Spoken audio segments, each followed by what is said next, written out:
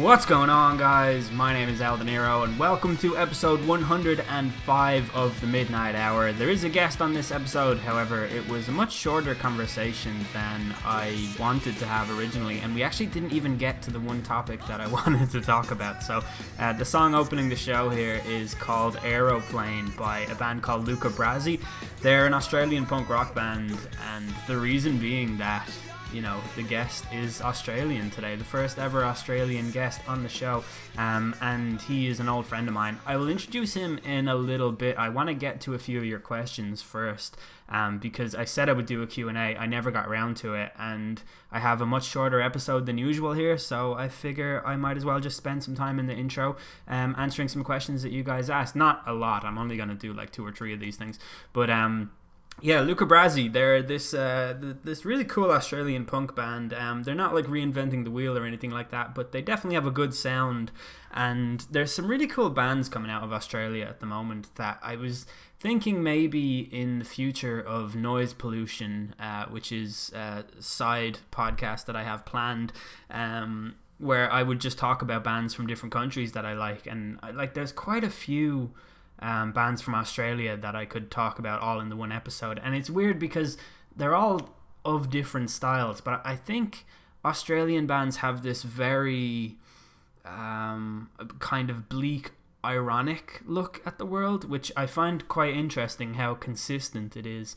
You take a band like Camp Cope, who are this I think they're an all-girl group, and they have these songs that are like about being utterly miserable in a world where everyone else is happy and just looking at the world through that lens. And then there's someone like Courtney Barnett, who, she might actually be from New Zealand. I might be stepping in a huge hole here, but her music is also just really sarcastic, and it also has just a really skewed look at the world. It's just really interesting how music from that region is kind of coming out that way predominantly, well, at least in my experience anyway. So yeah, that's that pretty much. I asked for questions on Twitter. If this is something you guys are interested in participating in, do feel free to send me a tweet. It's twitter.com/ElDeNiro90 for anyone who doesn't know. There was a question that I really wanted to get to. Where is it? Let me see. Can I find it? From Fionn McGuinness, who says, thoughts on that Jordan Peterson Channel 4 video. I don't know how many of you are familiar with Jordan Peterson. He's sort of like a cultural commentator. His actual occupation and his training is in clinical psychology. It's something that he's quite clearly very good at. Whenever you hear him talk, you know this guy definitely knows his stuff. People on the left like to say that he's an idiot, he's a pseudo-intellectual, he hasn't a clue what he's on about. People on the right kind of have warmed to him because he's one of the only people making statements comparing the actions of people on the far left with the actions of people on the historical far left from an authoritarian point of view. So Jordan Peterson is very anti-communist and very he's studied everything about like Stalinism and Marxism and everything, and he has some warnings for anyone who thinks that communism can work. And I think for that reason, people on the left like to target him as someone on the right. I don't know. We're involved in this fucking ridiculous culture war that's so annoying. And I myself find myself disagreeing with some things Jordan Peterson says. And when I actually analyze it, it's mostly an emotional response to him. There is no doubt that this guy would absolutely slaughter me in a debate, of course. So anyway, listen, I quite like the guy. My first introduction to Jordan Peterson was this conversation that he had with Sam Harris, and it is like within this world, if you're familiar with any of these people, this conversation was by all means horrendous and terrible to listen to. I actually enjoyed listening to it, to be honest. But Jordan Peterson has this sort of really interesting worldview about sort of how could I explain it? In a lot of what he says sounds very complicated, but he's really interested in people having like archetypes and people following stories, and he believes that mythology has a sense of truth to it, because there are stories that get retold in different generations and under different guises and things like that. So he was on Channel 4 with Kathy Newman, and she just watch this. Just type in Jordan Peterson Channel 4 or Jordan Peterson Kathy Newman, whatever, and watch this interview, right? And just before you even hear me talk, just watch the video, make up your own mind, and see what you think, because I really think that this is a great example of some kind of test for what way you lean on certain issues, right? So anyone remember that dress that was like, it was either gold and white or else it was blue and black, depending on like literally your eyesight and the types of colors you had been exposed to all your life or whatever. So some people thought it was gold and white, some people thought it was blue and black, right? Some people think in this interview that Kathy Newman was perfectly reasonable, asked perfectly reasonable questions, and that Jordan Peterson was stubborn, he was rude, and stuff like that. Most people see it as Kathy Newman just trying really hard to pin these red flags on Jordan Peterson that should, discount him from the public consensus. She tried to tar him as a member of the alt-right, which is just frankly ludicrous.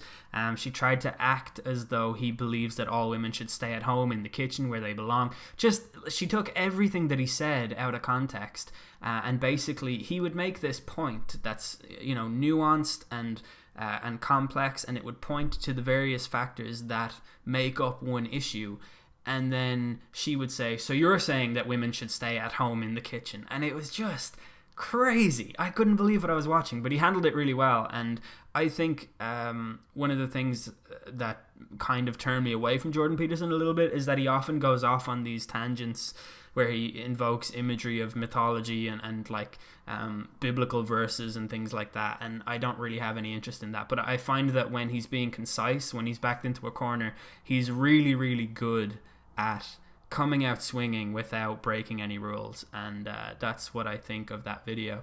I also realize that I am criticizing him for overextending on certain points, and I feel like I've been doing that since I started talking here. So anyway, a couple of people, Alex and Dan, asked about tips on handling exams and exam stress and things like that. Listen, I'm not the person to answer this. I just messaged Dr. John there. Unfortunately, he can't actually come online to I was going to try and get him to give his insight here, because the dude is a doctor who has been in the education system for some 10 years. But anyway, I didn't do well on my exams at all. I don't even put my exam results on my CV. I, without a doubt, have the lowest rate of achievement amongst any of my friends. I think... I don't know if there is... I don't know within my circle of friends if there is a greater academic underachiever than me. I have done terribly in exams. I never tried. I never cared. It was just never something that I could just act in the way that they wanted you to act, right? Exams are a game, and you have to play the game. The only thing I'll say is I did get an A in Honours English, which is like one of my biggest accomplishments, because I did not really even study. It was really just the fact that I just happened to be naturally good at it that saw me through. But one of the things I did there in the build up to the exam was that I looked at the questions on the previous papers. You can look at the history of exam questions that are asked, and ultimately what you want to do there is look at the way that the points are divided out. So like if one question is worth 80 points and then the next one is 180 points, prioritize the next one, go for the points, try and play the game where you're just trying to rack up as many points as possible, like a football team. Like say, Leicester City have a really tough away run coming up, and they have they can get a maximum of 12 points from 4 games, obviously, and they'd be happy to come away with 9. So if they could get they would even take 2 wins and 2 draws to make it 8 points, say, something like that. That's how you have to approach the exam, is like, how many points can I claw out of each section here in order to enhance my grade, and things like that. And then once you start doing that and getting good at that, you start looking at the amount of points, and you can kind of figure out how they're divided up. So if there's a question on the English exam that says explain say a reading comprehension, it's like explain how the writer described this. And if it's 12 points, then think of it as it probably wants you to make 3 different points, and it will give you 4 points for each one. So it's 4, 8, 12, kind of added up like that. That's the Irish education system. Listen, I can't comment on the English one. I don't really understand how it works, so apologies for any foreign listeners. But people have been asking me about how to handle stress for exams for, 6 years or so. So this is obviously something that is coming up time and time again. So I'd really like to get someone onto the podcast to actually talk about that. And if you guys could suggest anyone, I'd be really happy to invite someone on, because it's definitely something that I'd like to help with. And unfortunately, it's something that I know nothing about. I've never had to go through the struggle of it because I never wanted to. Which leads into the next question nicely, I think, from a guy called Moore, who says how to deal with the fear of uncertainty. And this is something that I've actually gotten pretty good at recently, over the last couple of years, I'd say. One of the things that I am very bad at is visualizing the future. I don't even take the future into account when I do anything at all. Like I would never, I get my wages and I never think, right, I'll set this amount aside for, like, I just don't do that at all. Like, the money that's in my account is like, that might as well be a bottomless well for me that I can just pull from for all my life. Like, that's the way my brain works. It's crazy. So one of the things that you have to do to deal with uncertainty is to start visualizing things. And my best example that I have for this is job interviews. I'm really good at job interviews. Like, I kind of have like a good ability to think on the spot, which can lead me out of tricky questions and stuff like that. I can be very good at saying a lot of words without actually saying anything at all, but it sounds good in the meantime. And, people have to go home, write it down and read it before they realize that I've actually said nothing at all. But anyways, dealing with uncertainty is about visualizing the things that you're uncertain about to try and map them into reality. And one of the ways that I did that was with job interviews by so I would Google, like, what questions do people ask the most on job interviews, and from doing that you just read the questions, and then when you're lying in bed 15 minutes before you go to bed, just imagine what it would be like if someone asked you that. I don't even read it off a page or anything, just visualize yourself walking into a room, sitting down, and the person saying, so tell me about this, and what your answer would be. The more you do that, the more you kind of naturally train yourself to be able to deal with these circumstances when they actually occur in reality. One of my things that I tell my friends to do is start visualizing your interview before you go in, and act as if it's already happened, right? So in your head, everybody does this to some extent, right? You have, say, someone says something to you, some cutting remark that really like makes you feel like shit, and then you come home and you think of the perfect comeback and you're like, fuck, I should have said that. So don't say that, right? Actually say it in your head and then say, yeah, that was a really good comeback. I really got that guy there. So like you're visualizing it even though it hasn't actually happened.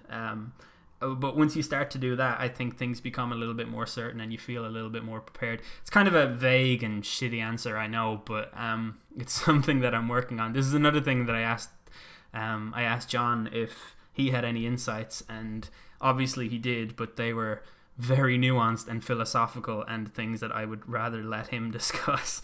So, but thanks for the question, because it's basically give me an idea for a whole new podcast. And I think uncertainty and exam stress really tie into each other, because part of the reason that you're stressed about the exams is that you don't know what's coming up, and it could be anything. So you have to have so much information in your head, and that's going to take its toll on you mentally, because you're jamming in information at the expense of other things. But I'll tell you this, my audience is predominantly male.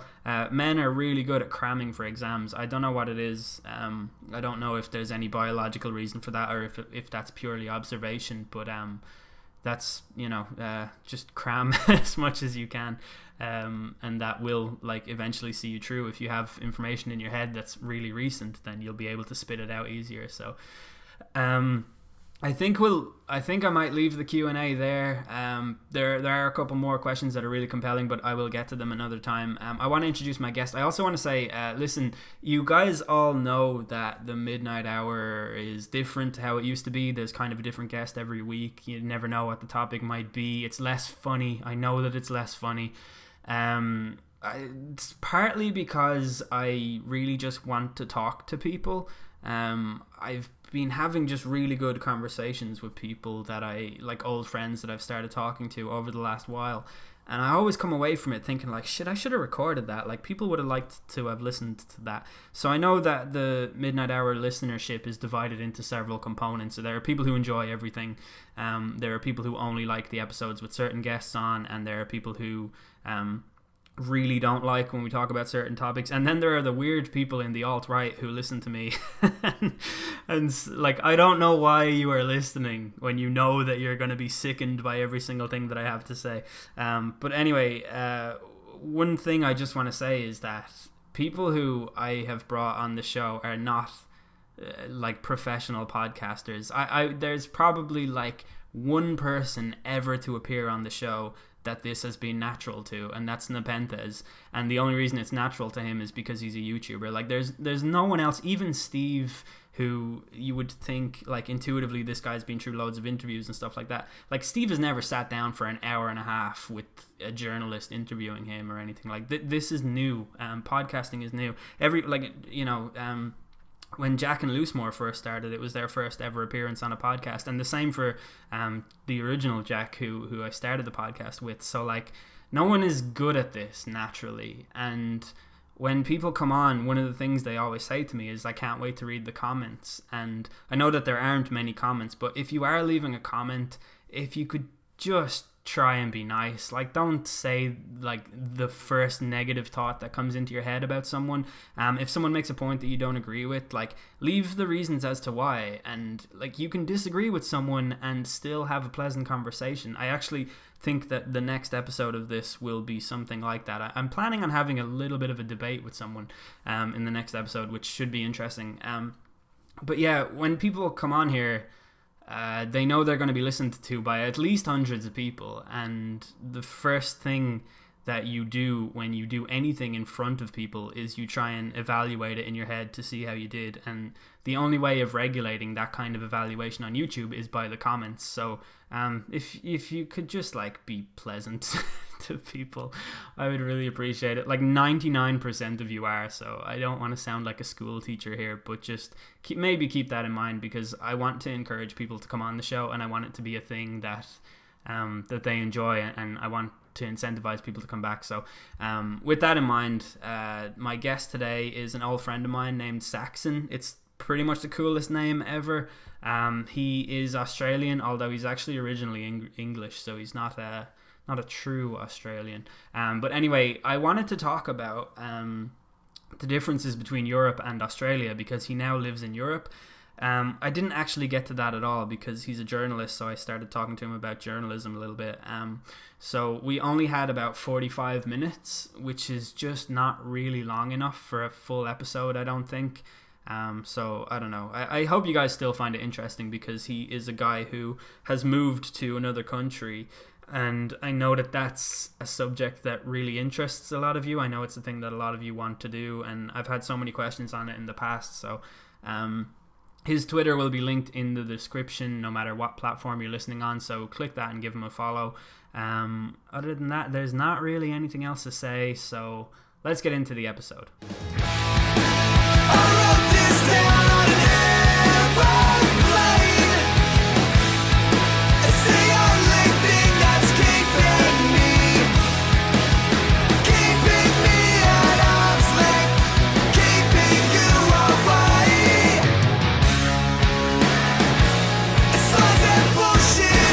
Power in the verse can stop me. So I'm joined today by Sax. How's it going, man? I'm good, Eldera. How are you? I'm pretty well, yeah. Thanks a lot for coming on the podcast. It's been a long time since we spoke, and I've been really excited to sort of talk about everything that you've been doing with your life, because it looks like it's a lot more interesting than mine at the moment. So I'm sure it's not. We'll see. So you're obviously Australian, as everyone will probably be able to tell by your accent. What part of Australia are you from? So I was actually born in England, in Norwich. Yeah. I lived there for the first 8 years of my life, but I moved to Australia, West Coast Australia, so Perth, when I was about 11 years old, and I'd been there or I was there until about last year for about 12 or so years. I'm currently about 22 years old. Jeez, do people in Australia recognize any English in your accent? It depends what I say. All right. Like compared to some very Australians, I probably don't sound very Australian, but it depends on the words. Like some words I pronounce differently. Like I don't even know if I've got an example off the top of my head, but Mm. um, you can tell some in my words, and if you concentrate on my speech enough. But yeah, I think I'm fairly convincing. You sound incredibly Australian to me. You sound like the most Australian person that I've ever spoken to. So that's something. So well, I was gonna ask you about I don't know if you have any experience with this or whatever, but like so pretty much half of Ireland now lives in Australia. Have you noticed that at all? Um, Not particularly. I mean, Australia is a country of immigrants. Yeah, Um, yeah. and Australia is also a very big country.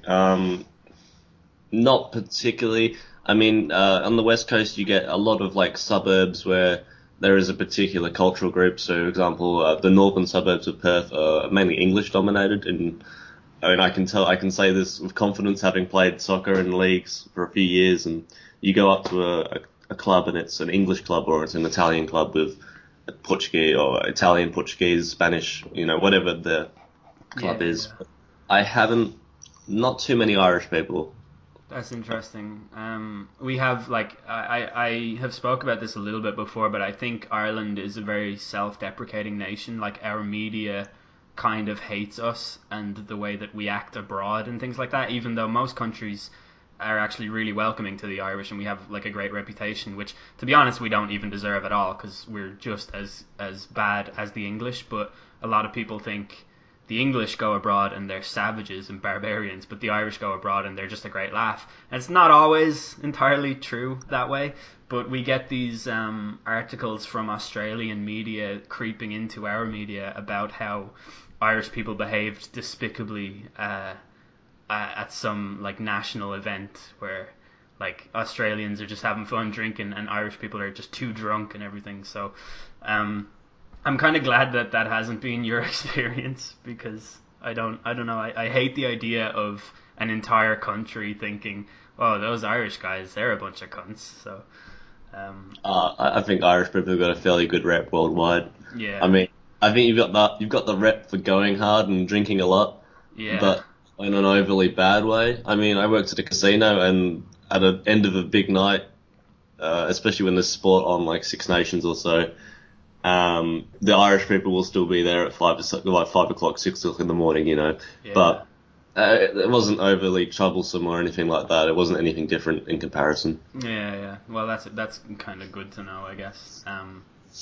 The Australians drink a hell of a lot too, though. It's quite. I had a one time I was in Barcelona and I met this Australian guy, and he attempted to drink me under the table. And when I say attempted, he succeeded. I could not keep up with this guy at all. And his like physical makeup was like he was skinnier than me, and it was like he was just sinking pints and they just did nothing to him, and it was pretty incredible. So I took that to be I just said all Australians are like that because I had never met one before.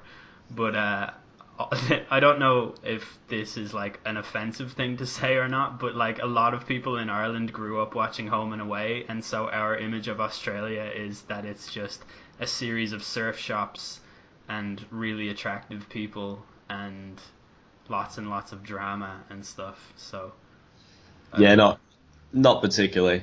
know. I mean, maybe the attractive people. I think Australia's got some pretty attractive people, but then I think you can say that about any country in the world, to be honest. So, um, Yeah, yeah. It's often when you go to another country, like the average person in that country might appear overly attractive to you as well, just because there's a level of exotic sort of look about it or something like that. Um, I've been so you're like a huge football fan, right? yeah, fairly big. You support Norwich and you support an Australian club too, don't you? I mean, I follow Perth Glory, which is my local team, but not specifically. So, Right. Um, how does that when you lived in Australia? How did you keep up with football? Because obviously you're like between 8 or 12 hours ahead, depending on the time zone and what time of year it is. Was that like a huge challenge to do? Well, being from the West Coast, I had the easier end of the time zones. You'd say it would be 7 or 8 hours, depending on daylight savings. Yeah, yeah. So it would mean that on an atypical Saturday, the early game would start at around about 8:30, followed by the normal games which would start at 11 o'clock, and then the late game would be about 2 o'clock in the morning. So Jesus. sometimes it works in your favor. Like I came over to Europe, and it was almost weird having them in the middle of the day because I was Yeah. often busy in the middle of the day, whereas before, not that I intensely watch football every weekend, but if you wanted to watch football, you'd be free in the evening, unless you were out or something. Be free in the evening just to watch it, and it would be a bit more. Yeah, it's different, but especially with the time zones that I was presented with, it was manageable. Yeah.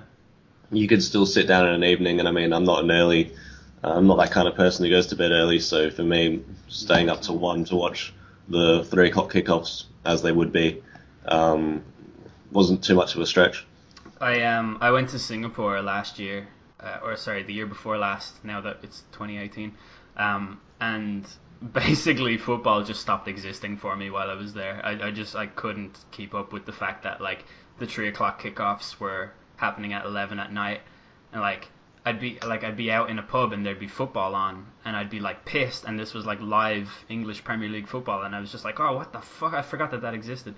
I think I was in Singapore for 15 days, and when I came back, like the league table just looked completely foreign to me. I was like, what the hell, I forgot that all of this happened. So yeah, it's really like when you're used to something and then it changes, that can be so like weird, with time zones and stuff like that.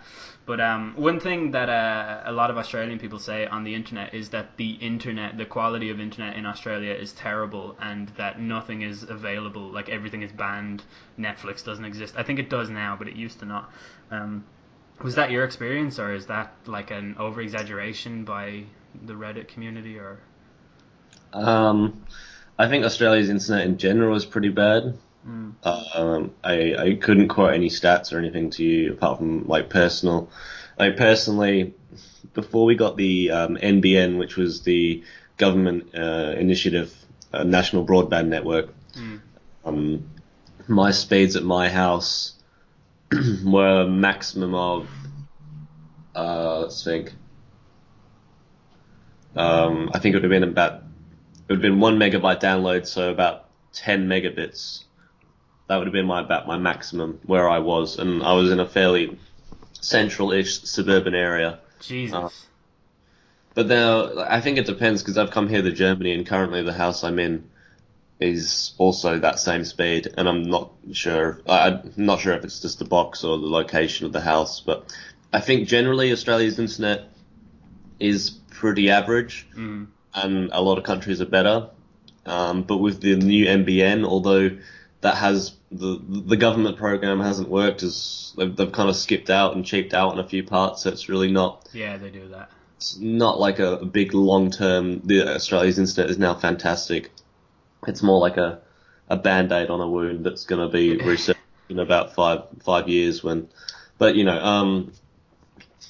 I think it's manageable, to be honest. I don't think it's like, personally for me, I mean, I use the internet quite a lot, and I don't think you can notice a difference unless you're downloading when you pass like 20 megabits. But this is my personal opinion. I certainly noticed a difference when you were trying to quickscope on Modern Warfare 2 with that 1 megabyte download from across the world. It definitely didn't go that well. That's more lag though, isn't it? Yeah.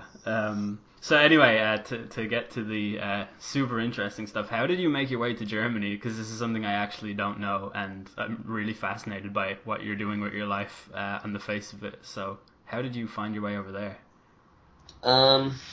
Well, it was a trip that I'd planned for probably about a year and a half before. I've always liked Germany. When I was growing up in England, my mum's boyfriend at the time was German, All right. As a result, I came to the country a lot as a little kid. I have this lovely little photo of me about 2 or 3 years old, going down a slide holding a big German flag. Wow. So I quite like the country, and I always just had this little attraction to the country because of the good times I had when I was a kid. Um, so I was finishing my degree over in Australia, and I didn't have the urge, and to be honest, I still don't have the urge to jump into full-time work like some people do. So I just figured I'd expand my horizons a bit and go traveling and go live somewhere new because, in my opinion, new experiences in new countries lead to a deeper meaning, like you get a deeper understanding of people and what life's like to live, especially in a country where English isn't the primary language. Yeah. Do you speak any German? Yeah, I learnt for a bit. I learnt for a year before I came, and since I've come here, I've obviously been improving and improving, although I haven't had actual lessons since I've been over here. But just with talking it every day, you get more comfortable and understand a bit more. Yeah, definitely. I did it. I did German for 3 years in school, and I couldn't even construct a fucking sentence apart from darf ich bitte auf the toilet. I think I don't know if that's even right, but that's the only thing that I know how to say in German. So May that's I it. please use the toilet? Yeah, Yeah. it wasn't my strongest class. And German's a hard language. But no, I ended up coming to Germany. It was a mix up to me between Germany and Sweden, and I came here. I travelled around the country. I came here without a plan really. I travelled around the country for a month, just looking to find my favourite city to live in. I didn't have a plan. I didn't know where I was going to live. And I ended up settling down in Freiburg, Germany, which is southwest, pretty much as southwest as you can get in Germany. Pretty much straight on the French border. I'm like half an hour away from the French border and about 40 minutes away from the Swiss border in Basel. So it's right down in the southwest, surrounded by the forest, and it's beautiful. I love it so. That sounds awesome. Did you do that completely by yourself? Yeah, the travel was by myself. Yeah, Wow. How did you find that? I love traveling by myself. To be honest, I mean, I think I'm I think I'm a fairly independent person in general. And Certainly sounds that way. so yeah, so for me, traveling, it's like if I was traveling with someone and they wanted to do something and I wanted to do something else, it would slightly annoy me if I had to do the thing that I didn't want to do. So, and for me, traveling alone, especially when you're like backpacking and at hostels, there's always friends. There's always people that want to do things and meet up. You're never short of meeting people. And I think it really allows you to do what you want to do and be social or not be social. Just gives you the personal freedom to experience the country how you want. Yeah, that's awesome. It's something that I think that I'd like to do, but I'm very introverted, and I have this real problem of just diverting to my comfort zone immediately. So, like, if I were to travel around Germany, I would end up eating in like a different McDonald's in every city. You know what I mean? Like, I'd never actually go and try the new things because it's not comfortable for me to do that, and that's always kind of pushed me away from traveling by myself. But I used to go and like if I'm visiting friends in other countries, because I have plenty of friends who live on mainland Europe. I love the getting there part of it by myself. Like I love being in airports by myself and being on the plane and getting to like just do all of these little things like read books and things like that. It's really good to have that time. But as for like sightseeing and all of that, I can just never. I don't know. I can never bring myself to do it alone because it's just like I don't know. I think like maybe on some level it actually just doesn't really interest me that much. Like I like having a good Instagram picture, but I could have just taken that off Google Images from someone who's taken a much better photo than I could of a really nice temple or whatever. Yeah. I mean, I see it in the same way as if you've gone to an art gallery with a friend or like a few friends, like depending on who you're with, some people might just rush through it and be through the whole art gallery in 20 minutes. And there might be another one of your friends who spends 2 hours in an art gallery. Yeah. For me, if you're traveling in a big group like that, you're always going to be limited I wouldn't say restricted compared to other people, but like what you can do with your time is limited compared with other people. And when you're traveling by yourself, you don't have that commitment to someone else or other people, so you can really experience it. Yeah, yeah. My personal preference, anyway. Have you plans to go other places in Europe?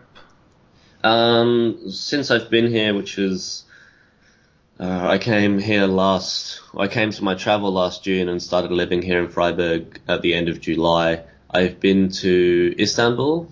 Oh, nice. I've been back home to the UK to visit my family, and I've been to Prague and Nice and Monaco. Prague is absolutely awesome. I went there when I was a teenager, and it's one of the coolest cities I've been to. I'm actually going to go back there pretty soon. It's the only thing is it's like weirdly become very expensive to go there over the last few months. I've noticed, but yeah, I'm really looking forward to going back there when I'm finally the legal age to drink. When I wasn't the last time, and there's so many like really nice beers and pubs and everything that I just didn't get to experience as a teenager.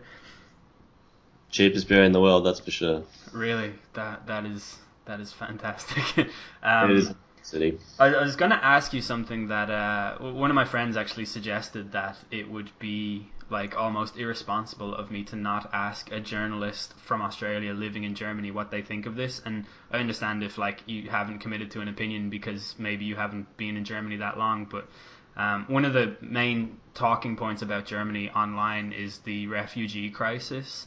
And I guess coming from Australia, like Australia is so far away from everywhere, you probably wouldn't have like a large influx of refugees, like certainly not crisis levels.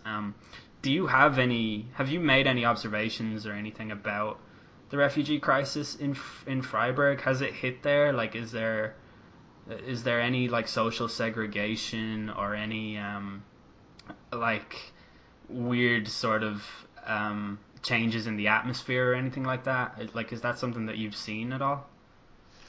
No, like, of course, like, I feel like it would have been a privileged position almost coming from Australia where immigration and the refugees do come to Australia, and policy in Australia for the past 12 years or so has been that any asylum seekers looking to get into Australia, like going there illegally by boat, have been shipped off and sent to detention centres on different Pacific islands, which aren't even. Sorry, the one would be Australian owned, and the other Nauru is just a separate country which houses this big detention centre. And personally, from what I hear and from what I see, the conditions. Australia is a big country. Um, and these people in these camps often stay there for years and years and years, just waiting for their application to get processed. So for me, I've always had this kind of like, I wish they were treated better. I wish they would let into Australia. But coming to Germany, I feel like I was in a bit more of a real position because I came here also as someone who couldn't speak the language fantastically. Obviously, I didn't live a war-torn country and I wasn't a refugee, but uh, I can see the hardships faced by refugees coming to a country where they don't know a language, don't know the culture, and when you don't know all these things, you stick to what you know, right? Like Yeah. me coming here, I don't know German. I'm working in an Irish pub, Oh I'm wow. gonna surround, I'm gonna surround myself with people that speak English and know what I do, and it's the same for anything else. When I first came here, I had a Syrian roommate who came here as a refugee and is studying to be a doctor. Nicest guy you'd ever meet. Like, he couldn't speak much English, and my German was still pretty average. So there was a definite communication barrier, Hmm. for sure. But he invited me out. We went out a few times, played football with his friends. He had big meals with all his friends that came over, other doctor friends, and the most like nicest person you ever meet. And I think the German people. I think it's important to say also that in this period, in this part of Germany, the refugee crisis or crisis in inverted commas, hasn't been, or the influx of migrants hasn't been so big as, say, somewhere like Saxony in the east or East Germany. Yeah. Seeing the AfD get a lot of votes and support.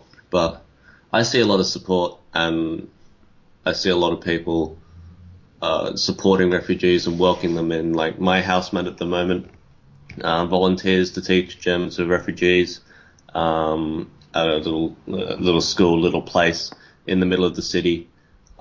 Just out of her spare time, does it to refugees to help them integrate.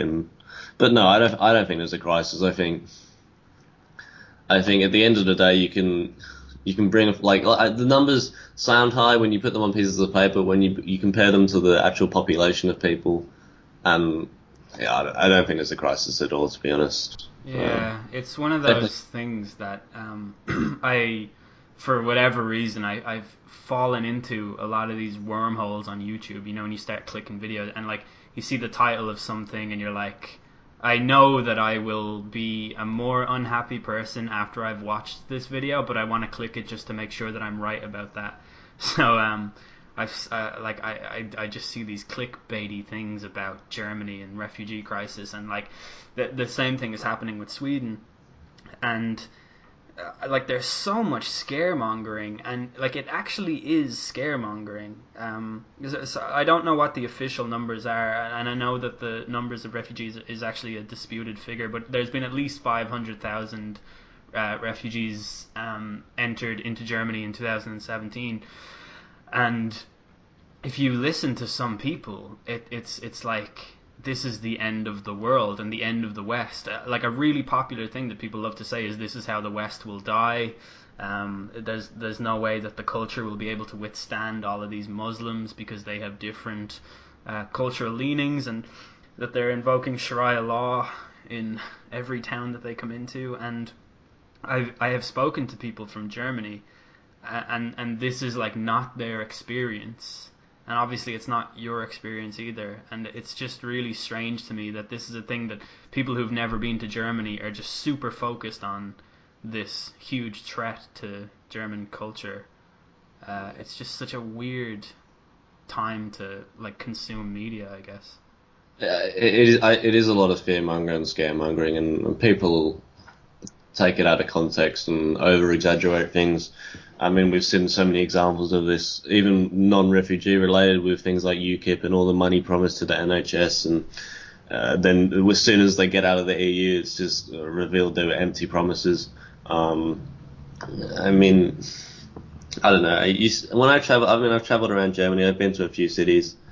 Um, you can definitely notice like a Turkish population, but I mean, they all speak better German than me. Yeah. You know, they're all Germans. They're not even like they're Turkish ancestry with the Germans, and they've brought their home culture and their whole thing to Germany, which is fantastic. I mean, and when you think of the classic doner kebab, I mean, I've been to Istanbul, I've been to Germany. The better kebabs are here by absolute mile. Yeah. You know, I don't really think it at all. I'm one of those people that think people are people, and if you can't if you can't love your same people, religion is religion, right? Like, Mm. yeah, I don't know. It's a It's complicated issue, but in summary, I think it's all a bit exaggerated, and I haven't really seen. All I've seen is support towards refugees, really, and the migrant population here. I haven't seen any indication of like overhousing or like people's like crammed into places. I'm not sure if there's like uh,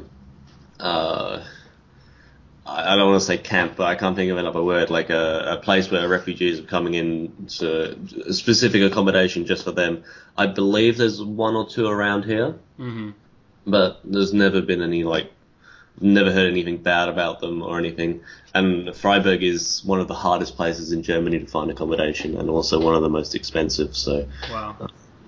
it's be obvious that those things would exist. But no, in overall summary, I haven't. There's no threat of the collapse of a Western civilization. I don't think. I think it's all a bit over exaggerated. Yeah, like there were the horrendous events in Cologne in on New Year's Eve last year, where there were like mass sexual assaults in public by seemingly a migrant population.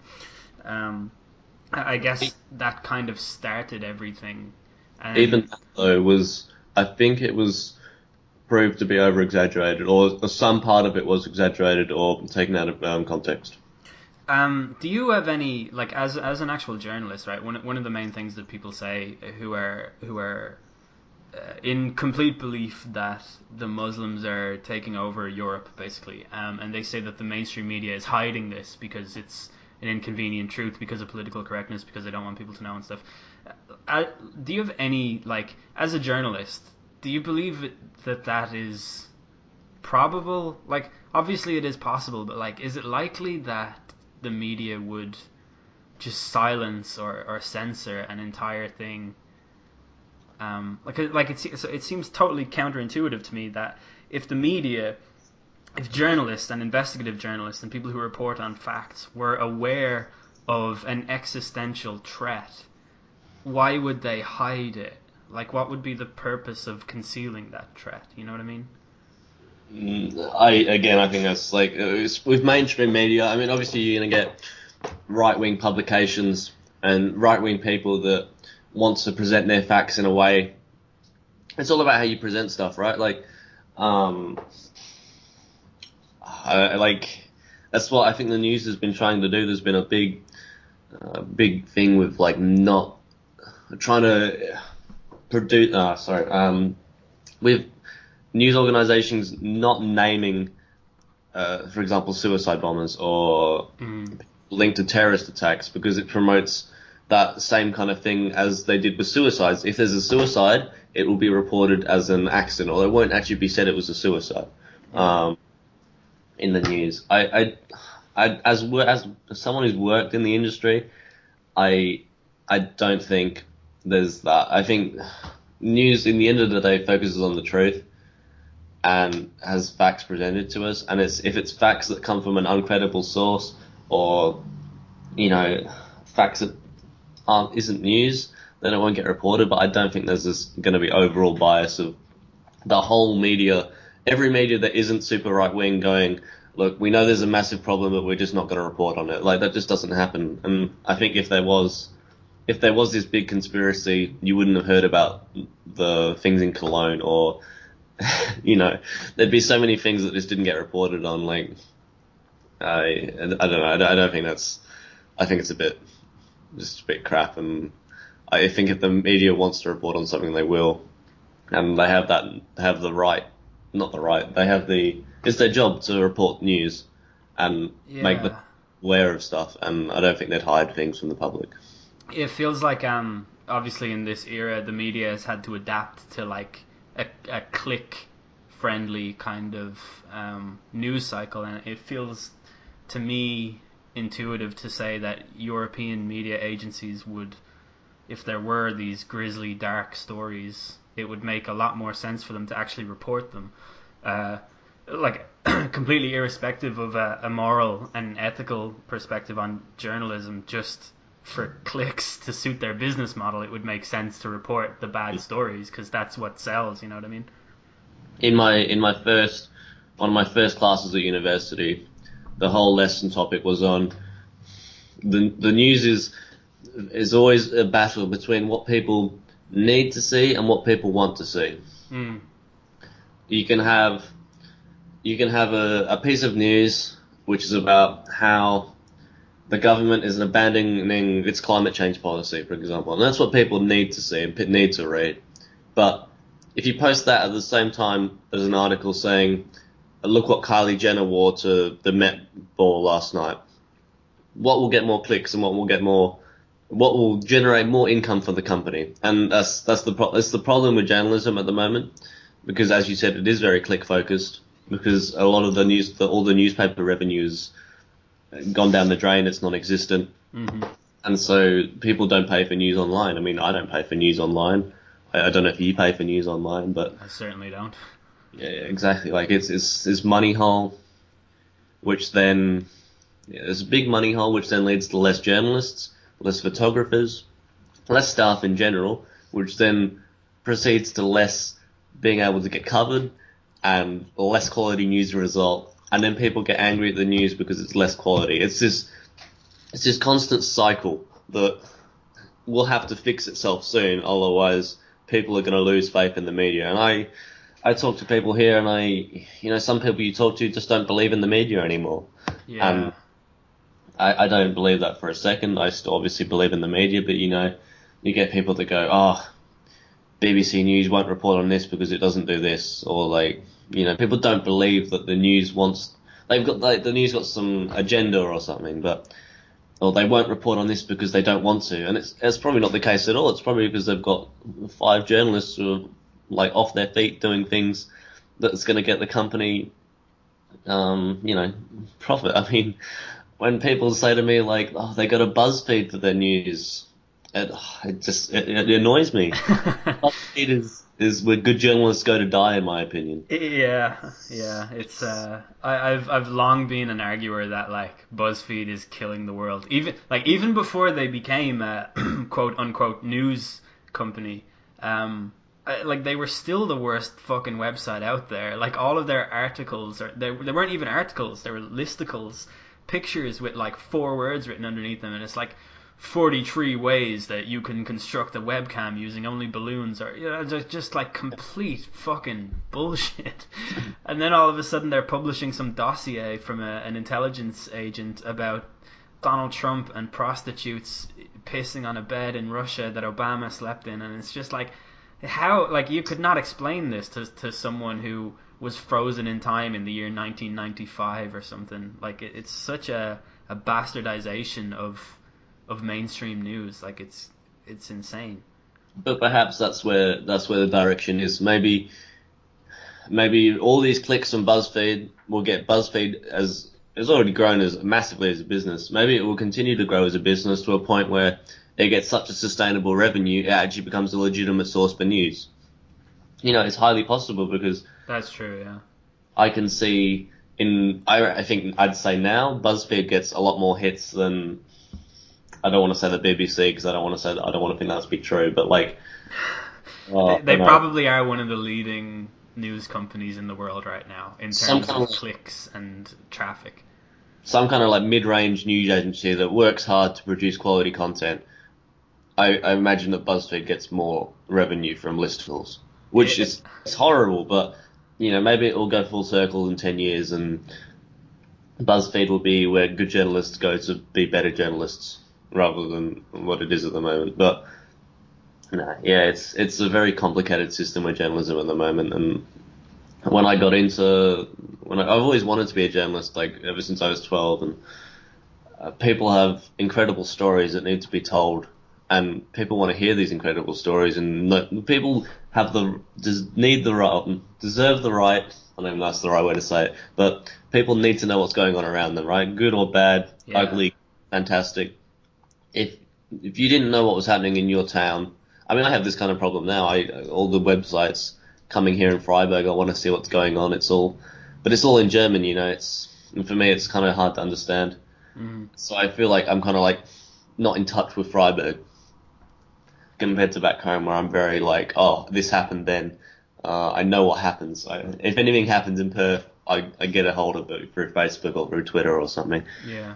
But people have that right where they need to know the news, and I think it's disappointing when people have this very anti-news stance, because people need to put more trust into quality news organisations like BBC and other things like that, Al Jazeera, etc. The great thing about BBC is that liberals and I guess not liberals because BBC is the UK, but Liberal Democrats and conservative voters both claim bias from the BBC. So that means they're probably doing something right. If both sets on the opposite sides of the spectrum are both claiming that the BBC is biased against them, that surely means that they are probably one of the more level reporting agencies out there. Sorry, do you mean Lib Democrats or Labour? Yeah, Labour. Well, yeah. What I meant was people on the left in the UK, really. Just people who are of a liberal mentality in general, will say things about the BBC that they underreport the things that the Tories are have incorporated into their budget that is quite clearly not political expenditure and stuff like that, or they will say that they underreport stories that are anti or Islamophobic and things like that. They'll say that hate crimes are underreported by BBC, where Tories or people who vote Conservative will say that the BBC overreports incidents about Islamophobia, but underreports incidents where Muslims commit crimes and things like that. So you just end up with this vicious cycle of two sets of people being outraged that their voice isn't the one that's being spread across the front pages. I think it's important to note as well. I mean, I just talked about how everyone's got to have faith in the news, but I think it is also important to know the news. Mm-hmm. I know in Australia there's a lot of papers which are done by Rupert Murdoch and by other big companies like Fairfax Media, for example, and it's been publicised well that the Murdoch papers, for example, the Australian, and I want to say the Sydney Morning Herald as well, but I'm not 100% on that, have a more right-wing, not overly so, of course, but like have a more right-wing focus and will have more stories. I think it's important for people to not look at a news agency and be like, whatever they say is true. You've got to look at this. You've got to, even if I see something from Milo Yiannopoulos or whatever his name is, you know. I saw someone on Reddit call him YOLO Minneapolis the other day, and that's that's all I will ever refer to him as from now on. Yeah. If you see something from him, like news based on, like, you know, even if you click on it, you read it, you go, okay, maybe this is a thing, but this guy has an obvious bias to bring this into light by however he means, right? You've got to look at it that way. There's always going to be bias. I think that to expect anything to be completely unbiased I think it's unrealistic, really. Yeah, right.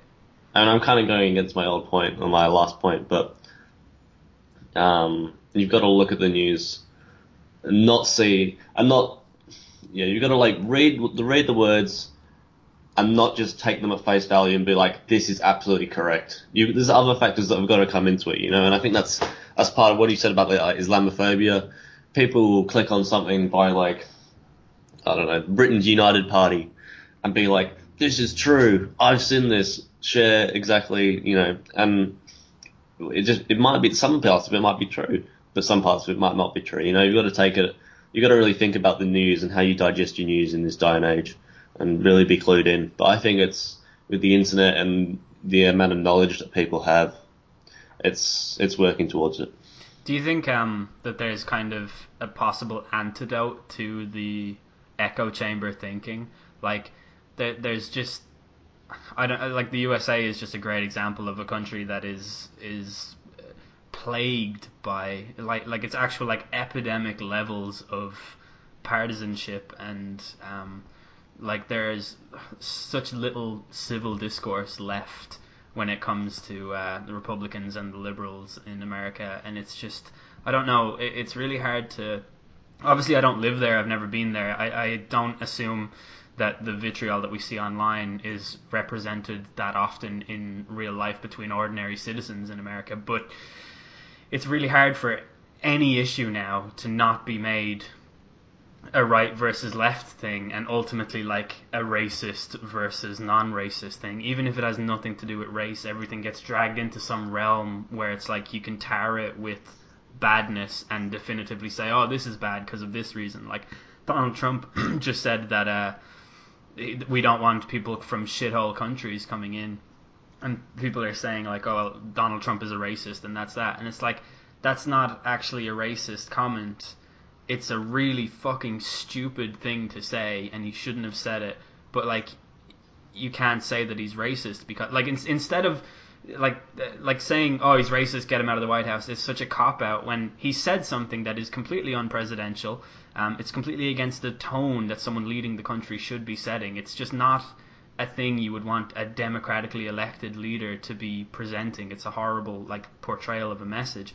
But you can't just say, oh, it's racist, get rid of him. You know what I mean? Like, there's such little pushback in any meaningful sense. Like no one actually wants to talk about policy or procedure. People just want to point fingers and say racist, sexist, get them out because ultimately we don't like them, and that in itself is undemocratic as well. I'm kind of, this is the most long-winded question I've ever. This is basically a thesis that I'm telling you.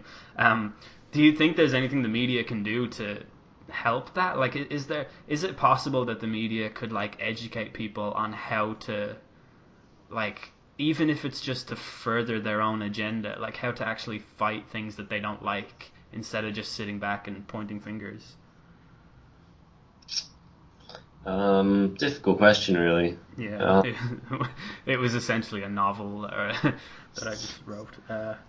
It's Uh, just like I look at like the pushback against the New York Times. I don't know that the New York Times can do anything to convince the people who will forever view it as fake news. There's nothing they can do to say, all right, here's some fair and balanced reporting. You know what I mean? yeah. I think Donald Trump in himself is just a different kettle of fish. Like, you can talk about American news policies, Donald Trump, and it's just completely different to, say, Theresa May, Jeremy Corbyn, or Bill Shorten, Malcolm Turnbull, Australia, whatever. I'm afraid that we're headed in that direction, though, over here. I don't think to that level. I think, I mean, maybe if Boris Johnson or some idiot gets elected like Trump in the UK, perhaps. But I think the whole witch hunt with Trump is.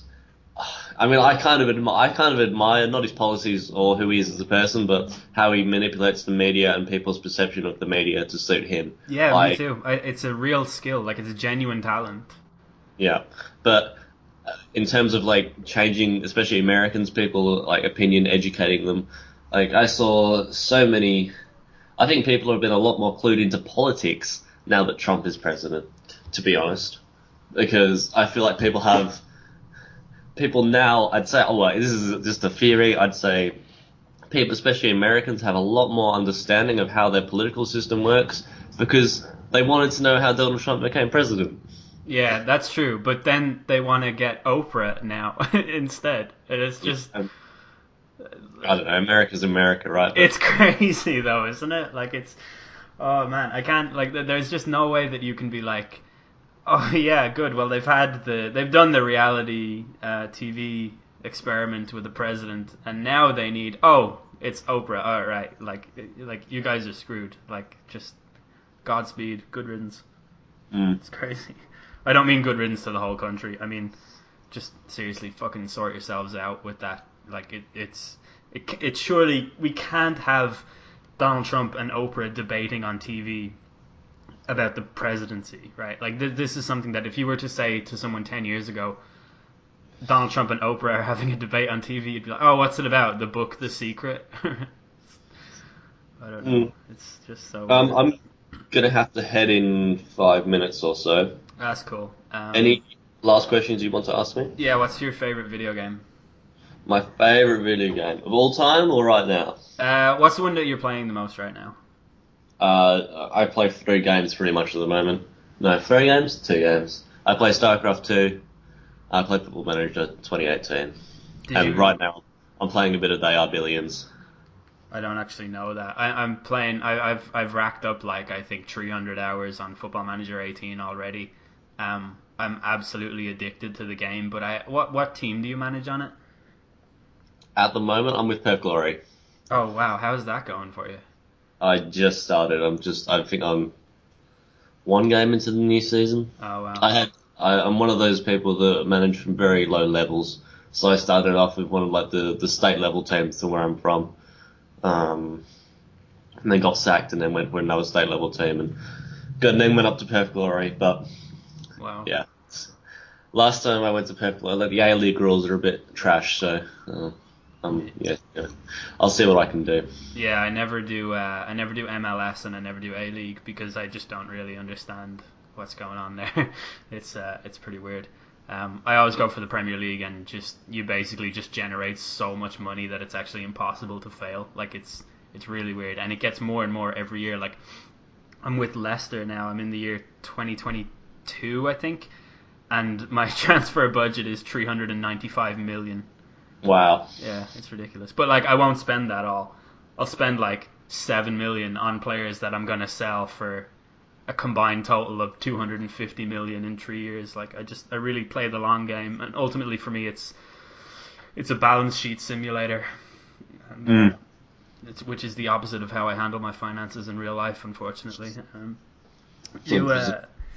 You mentioned StarCraft, right? I've never played that. I'm a huge Age of Empires 2 fan. Have you ever played that?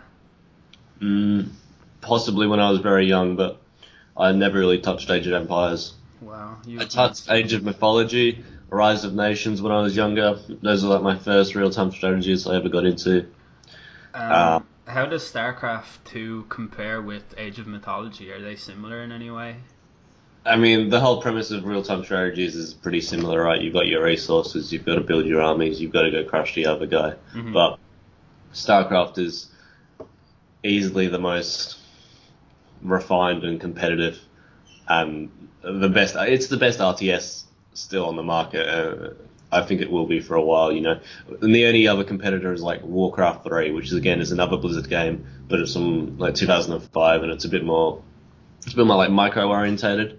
With StarCraft, for me, StarCraft's the perfect, beautiful game. I almost play it every day. It's the more you play, the more addicted you get to it, and the more you realize you'll never be good at it. Yeah. I've been playing Age of Empires 2 for 20 years, and I will just not have you say that StarCraft 2 is the best RTS game out there, because Age of Empires 2 is, and neither of us have played the other game, but we both think that we're both right. So, But on a competitive level. Oh yeah, well yeah, there is competitive AOE too. There are still tournaments where the cash prize is like thousands of dollars and stuff. But yeah, I've looked at StarCraft, and they fill arenas with people spectating, people playing. Yeah, I don't know. I think in any RTS, that's the beautiful thing about RTS is you can take it to such a level where everything is refined and beautiful, and there's always a way to get better. There's always a way to get better, and that's what I love about it. You can win 20 games in a row and be like, I'm the best player ever, and then get absolutely wrecked by someone. Yeah. And feel like a piece of shit for the next 2 hours.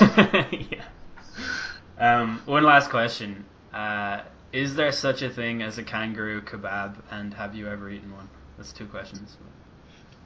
I have never heard of it, but if there is, I'd love to eat it, because kangaroo meat is probably one of my favourite meats in the world. That's crazy. I don't know why that's crazy. It makes perfect sense. Well, like, why wouldn't people eat kangaroos? And yet, I just think the thought of eating a kangaroo is insane.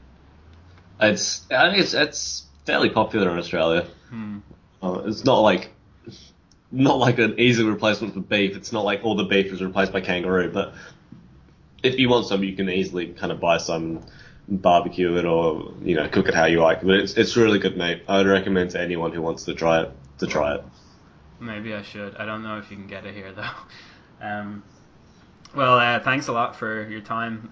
This was really fun. We should do it again sometime. Yeah, no worries. Thanks for having me on. Yeah, no worries.